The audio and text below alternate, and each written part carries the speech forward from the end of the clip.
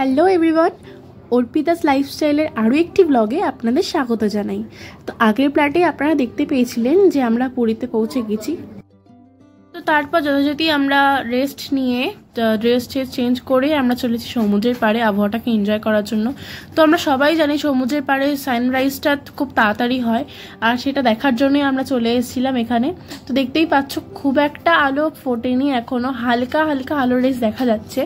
আর রাস্তায় যে খুব একটা গাড়ি ঘোড়া চলছে তেমন কিন্তু নয়।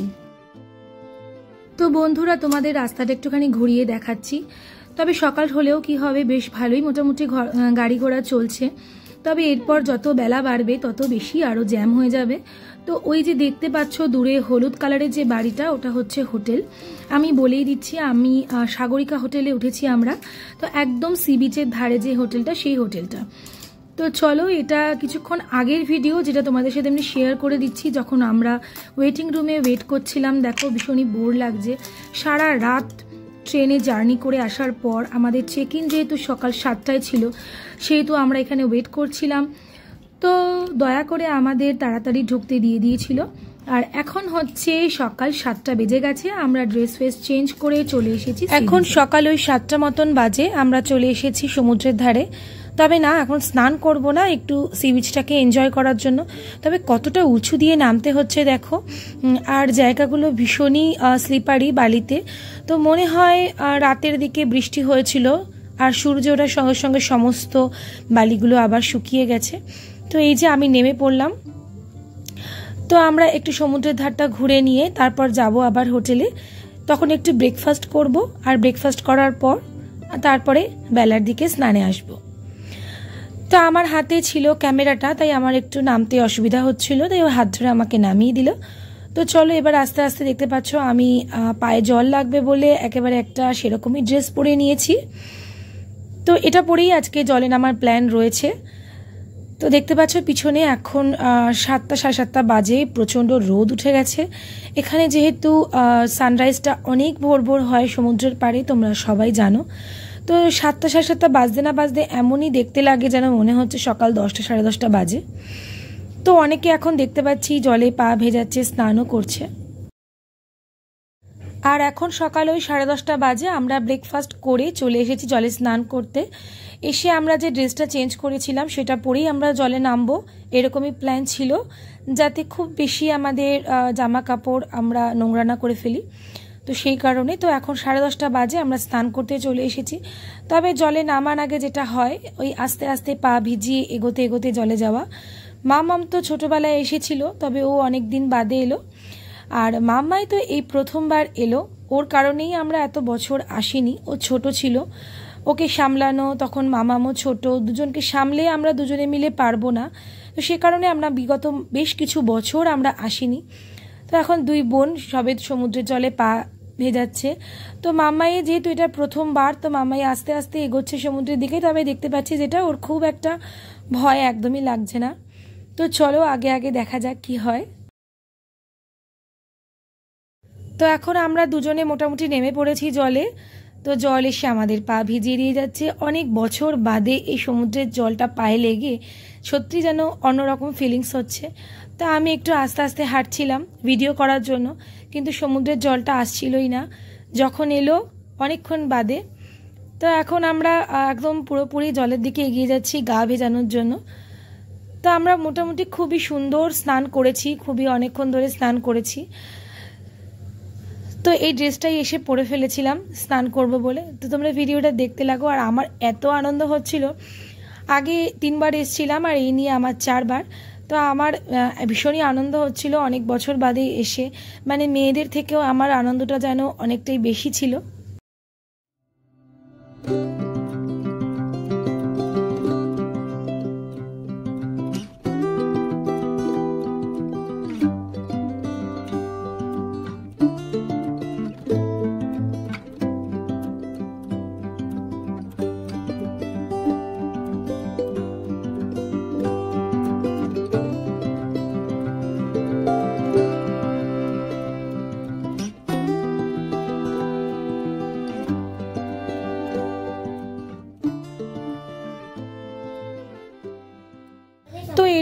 আমরা স্নান টান করে উঠে একদম হোটেলে এসে ফ্রেশ হয়ে আমরা চলে এসেছি লাঞ্চ করার জন্য।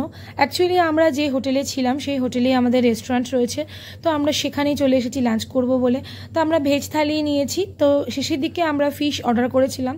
তো ভেজ থালিতে কী কী রয়েছে দেখো, ডাল, আলু ভাজা, পেঁয়াজ, লেবু, লঙ্কা, এদিকে রয়েছে আলু পোস্ত, আর ওদিকে ছিল ডাটা দিয়ে একটা তরকারি। তো আমার মেয়েকে ওদের সবারই খুব ভালো লেগে গেছিলো, ও এত ছটপট করে সবার সাথে কথা বলছিল। তো প্রথম দিন আমার মেয়েকে বেশ পরিষ্কারই লাগছিল, তবে দ্বিতীয় দিন জলে চান করার জন্য আমার মেয়ের গায়েরা অনেকটাই চেপে গেছিলো। তো যেটা আস্তে আস্তে যেটা পুরীতে গেলে হয়ে থাকে স্বাভাবিক, আস্তে আস্তে সেই জিনিসটা ঠিক হয়ে যায়। তো চলো আমরা খেতে লাগি, তারপরে খেয়ে দিয়ে আসছি আবার তোমাদের সাথে কথা বলতে।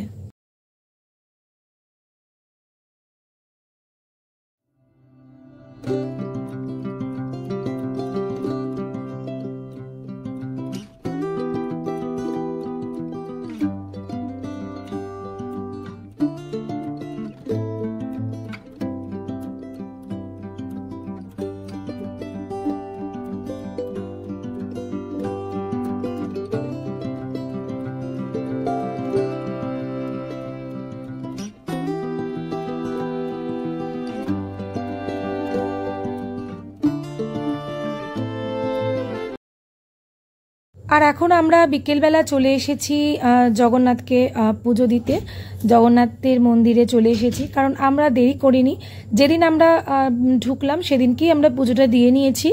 কারণ যত তাড়াতাড়ি পুজোর কাজটা সেরে নেওয়া যায় সেটাই আমাদের ঠিক মনে হয়েছিল। তো আমাদের এখানে একজন দাদা আছেন যিনি আমাদেরকে সব রকমভাবে হেল্প করে থাকেন পুজো দেওয়ার জন্য। প্রত্যেক বছর আমাদের বাড়ি থেকে যখনই কেউ না কেউ আসে, ওই দাদাই আমাদের হেল্প করে দেয়। তো এখন এত বছর বাদে পুরীর মন্দিরে এসে দেখছি একদম মন্দিরটা বদলে দিয়েছে। তো যারা যারা জানো না তাদের জন্য এই ভিডিওটা আমার রইল, আর যারা যারা এখানে আসো প্রত্যেক বছর জানো তো তারা তো অবশ্যই আপনারা সবাই জানেন। তো যারা জানেন না তাদের জন্য আমার এই পুরো ভিডিওটা। তো আমি এই প্রথমবার এলাম, মানে 7 বছর বাদে। তো দেখতে পাচ্ছি যা দেখে গিয়েছিলাম 7 বছর আগে একদম পুরো বদলে গেছে, পুরো টোটালি চেঞ্জ।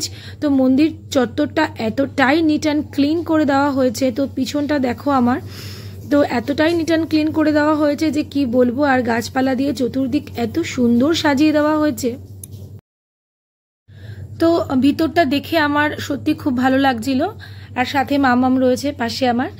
তো ভিতরটা এতটাই সুন্দর, এতটাই পরিষ্কার, আর এতটাই ফাঁকা ফাঁকা। ওই যে পিছনে আমার জগন্নাথ মন্দির, ওই যে দেখতে পাচ্ছ, তোমাদের জন্য একটু জুম করে দিই। তো এই যে হচ্ছে জগন্নাথ মন্দির, আর ওই যে উপরে ধ্বজা। যারা যারা তারা যারা ভিডিওটা দেখছেন তারা প্রণাম করে নেবেন এই ভিডিওর মাধ্যমে জগন্নাথকে। তো চলুন আমরা ভিতরে যাই, আগে আমাদের ওই দাদার সাথে দেখা করি। কারণ ভিতরে তো কোনো ভিডিও আমি করতে পারবো না, কারণ বাইরে জুতো আর মোবাইল সমস্তটাই জমা রেখে আমাদের ভিতরে ঢুকতে হবে। তো এই যে ডান দিকে যে মন্দিরের গেটটা দেখা যাচ্ছে ওখান দিয়ে আমরা ঢুকবো, তবে তার আগে আমাদেরকে এই জুতো আর ফোন সমস্তটাই জমা রাখতে হবে, তারপর আমরা ঢুকতে পারবো। তো আমরা সেদিকেই এগোচ্ছি। আর ভিতরটার পাশটা দেখুন কতটা সুন্দর, কত গাছপালা দিয়ে কি সুন্দর ডেকোরেশন করে রাখা রয়েছে। তো এই জায়গাটা লেখা রয়েছে পরিক্রমা মার্গ, মানে এখানে ঘোরা যায়, পুরো মন্দিরটাকে একদম মানে পরিক্রমা করা যায় চতুর্দিক দিয়ে। তো পুজো দিয়ে আমরা বেরিয়ে পড়েছিলাম। ওই যে বললাম যে ভিতরের কোনো ভিডিও আমি করতে পারবো না।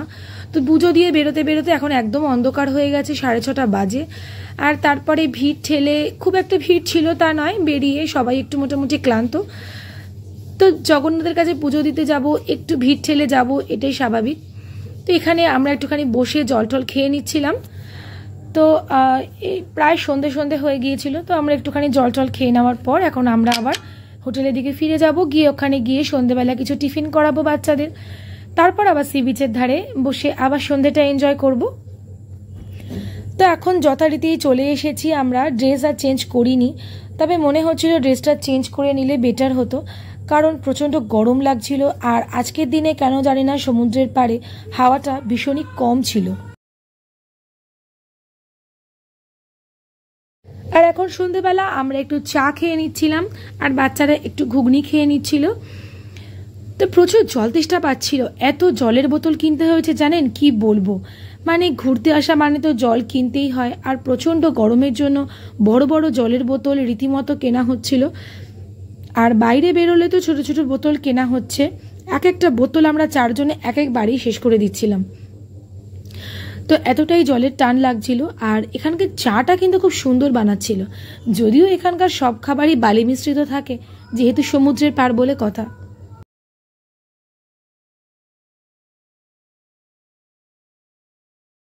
আর তারপর আমরা সি বিচ থেকে চলে এসেছিলাম এখন একটু মার্কেটের দিকে। মার্কেটটা একটু ঘুরে আপনাদের দেখাই, দেখুন। তো মার্কেটে আসার পর আমরা মানে কিছু কেনাকাটা করব এরকমই ভাবছিলাম। একটু গজা কোন দোকানে ভালো পাওয়া যায় সেটাই খুঁজে খুঁজে রাখছিলাম, যদিও গজা আজকে কিনবো না, আমরা যাবার দিনকে গজা তুলে নেব। আর এখন কিছু জামা কাপড় মানে কিছু যদি কেনা যায়, যেহেতু পরিবারের সবার জন্য টুকিটাকি জিনিস, তো ঘুরতে এসেছি, কারোর জন্য কিছু তো কিনে নিয়ে যেতেই হবে। তো সেই কারণে টুকটাক কি জিনিস কেনা যায়, কোথায় জিনিসটা ভালো পাওয়া যায়, বা অনেক বছর বাদে এলাম, এটাও ঘুরে দেখা যে সব কিছু একই রকম আছে কিনা। তো দেখছিলাম যেখানে যে দোকানটা 7 বছর আগে দেখেছিলাম, সেখানে একদম এক্স্যাক্ট সেই দোকানটাই রয়েছে 7 বছর পরেও। প্রত্যেকটা দোকানের টাল দেওয়া গজা। তো আপনারা যারা আসতে পারেননি এবছর, তাদের জন্য আমার এই ভিডিওটা রইল। তো আপনারা সবাই জানেন পুরী সবারই চোখে ভাসে, পুরী সবাই আসেন। তো তবুও আপনাদের জন্য এই পুরো বাজারের ভিডিওটা আমি করেছি দেখার জন্য, যে যারা এবছর আসেননি তারা এই ভিডিওর মাধ্যমে পুরো পুরীটা যাতে ঘুরে নিতে পারেন বাড়িতে বসে।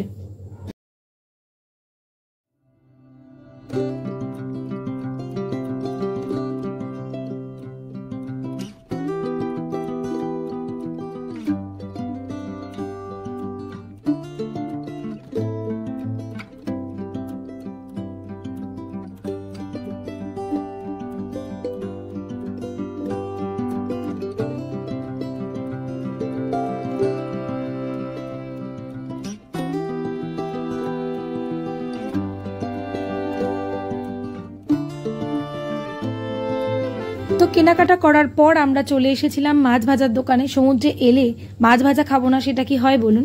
আর এই মাছ ভাজা দেখলে তো আমার মনটা ভীষণই টানে।